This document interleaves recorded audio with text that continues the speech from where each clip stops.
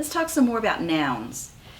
We learned that in Spanish, a noun has a gender. So it's not just a chair, it's a feminine chair or a girl chair. It's not just a light, it's a girl light. It's not just a backpack, it's a girl backpack. A notebook, however, is a boy, and floor is a boy. So you have to know whether the noun that you're using is masculine or feminine. Everything that describes that noun will have to also apply. You'll have to apply the same rule to all those pieces. So if you said red ball, the word red in Spanish would have to agree with the word ball, or red backpack. Red is the adjective, it has to agree. Well, these are called possessive adjectives, and don't let the name scare you. It's just, you know what an adjective is, it just describes a noun. Well, these happen to be the words that describe the possessor or the owner of something.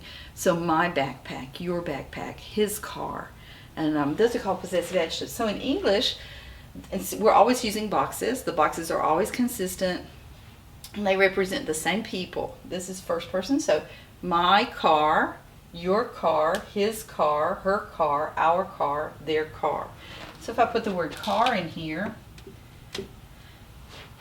and first of all, in English, we don't have gender, so car for us is not a boy or a girl, but we do have singular and plural. So this car is one car, my car, your car, his car, her car, our car, their car. But what if I added an S to the car and made it plural? I can't make it feminine and masculine in English, but I can make it plural. Would that affect us in English? Nope, it's just like the car, the cars, the dog, the dogs. It's the same kind of thinking. So you say my car and you say my cars.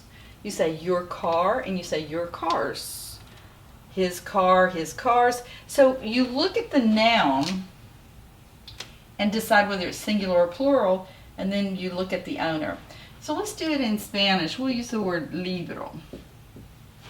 Libro means book, right? Well, libro, that's where we get the word library, right? It sounds like library. Libro is book, and it's a masculine noun. A book is a boy. So you agree in gender and number if possible. Well, let's look at the chart of possessive adjectives in Spanish. Mi, tu, su, nuestro, nuestra, and su. Well, I can't agree in gender here because there's no O to change to an A or no A to change to an O. So I can't agree in gender, but I can here. So there's only one place on this whole chart that allows me to agree in gender. So if this were our book, we'd say nuestro libro, right? But if you said my book, mi libro, tu libro, su libro, nuestro libro, su libro. But what if I added an S and made it plural books? Well, I'm going to have to add an S to the adjective. So add an S, add an S, add an S, add an S, add an S.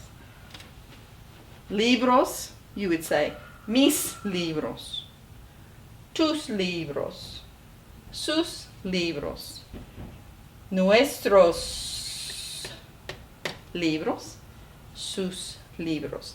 So when you're taking a test, draw your box like this with your possessive adjectives in it. You have to memorize the boxes, mi, tu, su, nuestro, nuestra, and su. And always say to yourself, they have the possibility of being plural.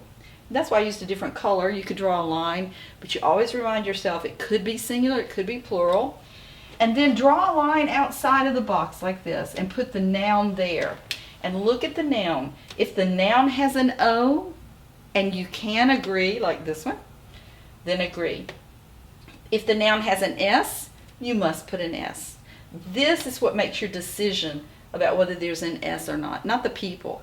It's the noun that comes after that makes you decide whether to put an S on it or not. And that's what we call possessive adjectives.